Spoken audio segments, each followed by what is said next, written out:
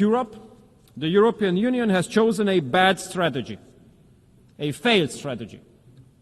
Instead of isolating the war in Ukraine, this war has been globalized. The sanction packages the European Union has introduced have absolutely not fulfilled the expectations. They have caused more harms to the European economy than to the Russian one.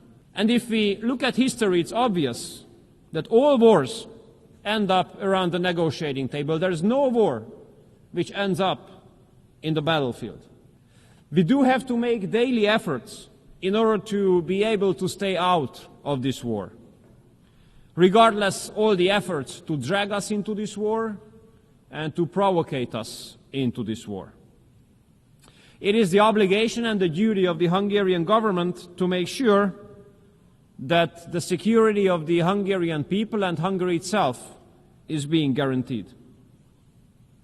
Mr. President, since the outbreak of the war in Ukraine, Hungary has been standing up for ceasefire and peace talks. Unfortunately, we used to be under serious attacks, serious political attacks, accusations, and stigmatization for this position of ours.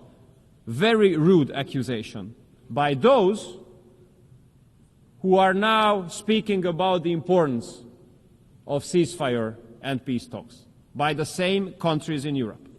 And I have to tell you that if these countries, who used to stigmatize us for this position of ours, had not attacked us for this position, but had they argued in favor of ceasefire and peace talks from the very beginning, as we have been doing so, we could have saved lives of hundreds of thousands of people. And we could have avoided huge refugee waves. And we could have prevented a lot of destruction. But Europe, the European Union, has chosen a bad strategy, a failed strategy. Instead of isolating the war in Ukraine, this war has been globalized. The sanction packages the European Union has introduced have absolutely not fulfilled the expectations. They have caused more harms to the European economy than to the Russian one. And parallel to that, hundreds of billions of euros have been sent to Ukraine in the form of cash and weapons.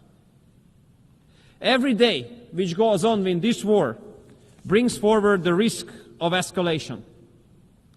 All day spent in this war comes up with new casualties and destruction. And if we look at history, it's obvious that all wars end up around the negotiating table. There is no war which ends up in the battlefield. Therefore, may I express Hungary's respect towards President Trump and the efforts of President Trump. We do believe President Trump is the only hope to make peace in Ukraine. This historic experience of ours says that in case there is a civilized East-to-West cooperation, the security situation of the world improves. But if there's a lack of civilized East-to-West cooperation, global security deteriorates. Therefore, we do hope that the high-level US-Russia contacts will be maintained.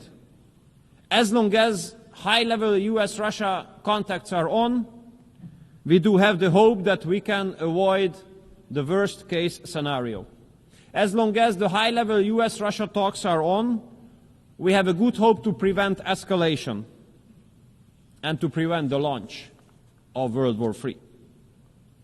So Hungary will continue to support all initiatives aiming at peace, and we will continue to support the peace efforts of President Trump, and we will continue to support the high-level US-Russia talks. And we make sure that Hungary is not going to be dragged into this war. We will stay out and protect the security of the Hungarian people. May I say, this is the best investment into our own security. And the pro-migration policy of the European Union comes forward with very sad impacts in the western part of Europe. Modern-age anti-Semitism, parallel societies, gang wars, and no-go zones. I want to make clear that regardless of all pressure from Brussels, Hungary will continue to protect the Hungarian people. We will protect ourselves, our culture, our way of life, and our security. And we stick to our own sovereign right to make the decision who can enter the territory of Hungary. This decision must be made by us and not by bureaucrats in Brussels. We have to consider the violation of border as it is, a crime. And those who commit this crime must be punished. We are a neighboring country to Ukraine. So for those who have to escape from Ukraine because of the war, we are the first safe country. And we let all them come in. All of them. But at our southern border, those who want to come in, those are illegal migrants. And none of them has been allowed, and none of them will be allowed to enter the territory of our country. Thirdly, no gender.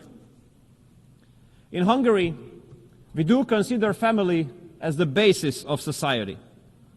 But we have to understand that there is a very aggressive, extreme liberal mainstream which has been attacking family not only as an expression but as an institution as well.